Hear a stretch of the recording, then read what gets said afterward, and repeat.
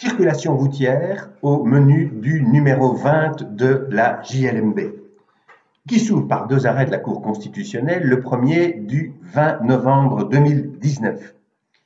Le formulaire de grief et ses conséquences. Lorsque le formulaire de grief ne vise pas la notion de culpabilité, la juridiction d'appel ne peut se prononcer sur cette question. C'est validé par la Cour constitutionnelle. Mais la juridiction d'appel peut-elle requalifier d'office les faits? La Cour constitutionnelle décide que, interprétée comme ne permettant pas cette requalification d'office, la loi viole les articles 10 et 11 de la Constitution. Elle doit donc être interprétée comme autorisant cette requalification d'office par la juridiction d'appel. Le deuxième arrêt de la Cour constitutionnelle est du 12 décembre 2019 et il concerne les dispositifs d'éthylotest redémarrage qui peuvent être imposés à des conducteurs qui ont un peu trop souvent abusé de boissons alcoolisées avant de prendre le volant. Ici, la question qui est posée est celle de savoir si celui qui a ainsi été condamné pour avoir abusé d'alcool avec son véhicule personnel peut plutôt obtenir une dispense de ce système sur son véhicule professionnel. La loi n'a pas permis la distinction.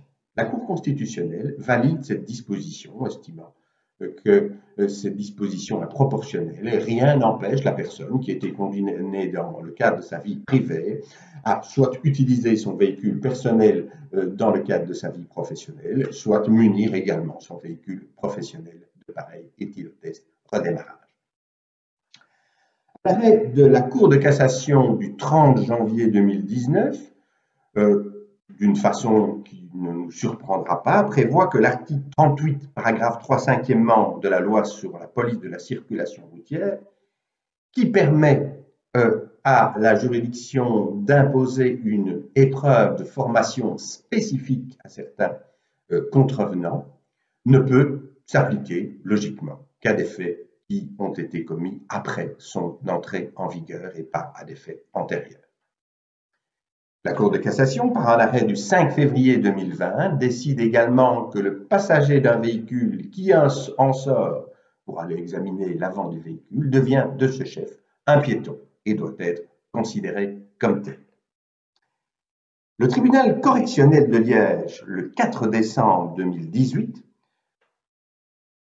examine quant à lui l'obligation de repasser des examens qui peut être imposée comme mesure de sûreté en accessoire à des peines qui sont prononcées.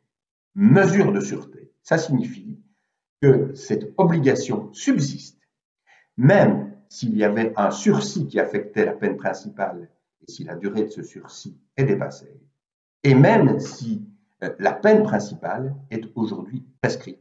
Cette obligation de repasser les examens s'applique donc toujours.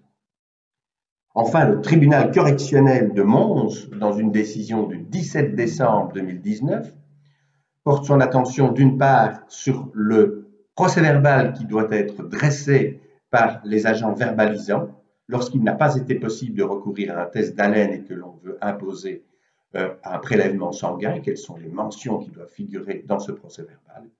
Il rappelle également qu'en matière d'ivresse, la preuve peut être apportée par toute voie de droit par le ministère public.